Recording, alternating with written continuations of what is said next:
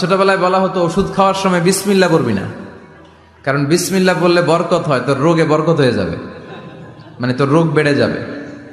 কি ডাকাত, ভুয়া কথা। সব ভালো কাজের আগে বিসমিল্লাহ। অবশ্যই আপনি ওষুধ খাওয়ার আগে বিসমিল্লাহ পড়বেন। কি পড়বেন? আমাদের দেশে শেখানো হয় ওষুধ হাতে নিয়ে যখন তুমি খাবা তখন পড়বা আল্লাহু শাফি আল্লাহু মুআফি।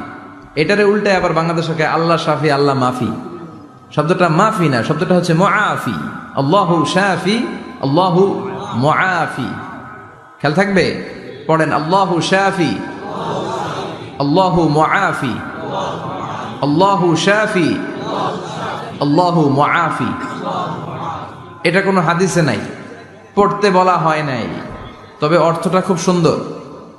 আল্লাহ তিনি শিফা দান করেন, আল্লাহ রোগ থেকে মুক্তি দান করেন।